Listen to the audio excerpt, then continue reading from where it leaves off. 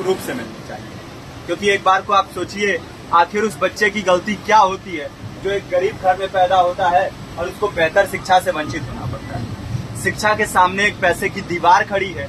जो जितनी ऊंची दीवार लांघ सकता है, जो जितना अधिक पैसा शिक्षा पे खर्च कर सकता है, वो उतनी बेहतर शिक्षा पा सकता है। लेकिन अगर एक देश एक है, लोकतांत्रिक देश है, तो शिक्षा भी सबको एक समान रूप से तो मिलनी ही चाहिए।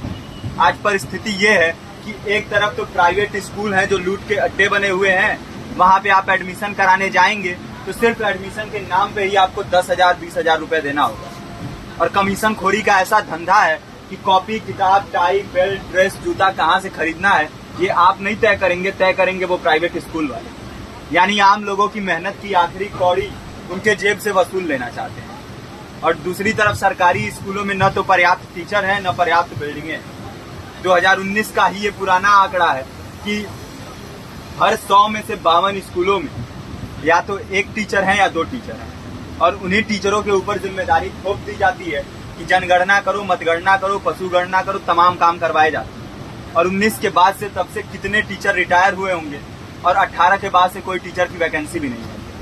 आप खुद भी सोच सकते हैं ये परिस्थिति और कितनी बिगड़ी हो। इसीलिए हम लोग ये मांग उठा रहे हैं, चाहे कोई राष्ट्रपति का बच्चा हो या किसी मजदूर का, सबको शिक्षा एक समान मिलनी चाहिए और निःशुल्क रूप से मिलनी चाहिए। प्रेमचंद ने अपने दौर में भी कहा था कि एक सभ्य समाज में ऊंची से ऊंची तालीम मुफ्त होनी चाहिए और इसका पूरा खर्च गवर्नमेंट को उठाना चाहिए। क्योंकि हमारे देश को फौज से ज्यादा आवश्यकता तालीम की है। और शिक्षा से जुड़ता हुआ ही दूसरा मुद्दा हम लोग उठा रहे हैं।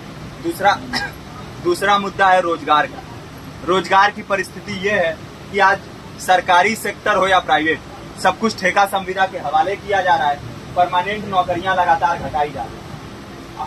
इसी रेलवे में 1995 के आसपास लगभग 18.5 लाख कर्मचारी काम करते थे, लेकिन आज उनकी संख्या 12 लाख थी। आप खुद भी सोच सकते हैं कितने बड़े पैमाने पे परमानेंट पदों को घटाया जा रहा है। और आज आलम ये है, एक तरफ लाखों पद खाली पड़े हैं, फिर भी कोई वैकेंसी नहीं निकलती। जो वैकेंसियां निकलती हैं उनमें भ्रष्टाचार होता है, पेपर लीक हो जाते हैं। RO, UP police, BPSC, SSC, CGL, ऐसे तमाम पेपर लीक हो चुके हैं, आप लोग भी जानते ही। अभी नीट की धांधली में ये पता चला कि एक एक पेपर 30 लाख से 50-50 लाख रुपए में बेचा गया। हम और आप तो ये पैसा नहीं दे सकते।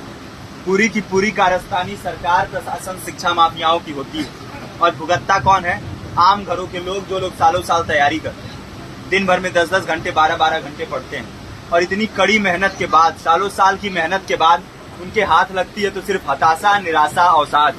बहुत से छात्र नौजवान जो इस बेबसी में, इस डिप्रेशन में नहीं जी पाते, आत्महत्या तक के कदम उठा लेते हैं। लेकिन ये देश की विडंबना है कि टीवी चैनल, अखबार, मीडिया, नेता, मंत्रियों के लिए कहीं ये कोई मुद्दा नहीं है। उनके लिए मुद्दे हैं तो जाति, धर्म, रंग, नस्ल, अगड़ा पिछड़ा।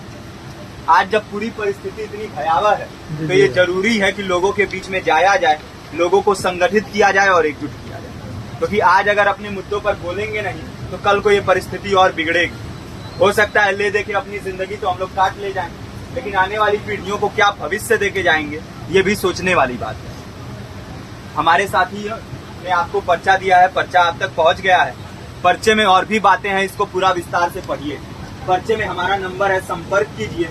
फेसबुक का, इंस्टाग्राम का लिंक है, आप वहां पे जाएंगे तो आपको पता भी चलते रहेगा कि लगातार किन किन माध्यमों से हम इस अभियान को चला रहे हैं। नुक्कड़ नाटक, संगीत, शिक्षा सहायता मंडल, लाइब्रेरी, तमाम माध्यमों से इस अभियान को चला रहे हैं और कोशिश कर रहे हैं कि बड़े से बड़े पैमाने पर हर जगह पे लोगों को संगठित किया जाए और एकजुट किया जाए। आपके बीच भी आए हैं आपका साथ और सहयोग दें। साथ इस रूप में कि आप भी हमारे इस कारवां और इस मुहिम से जुड़िए।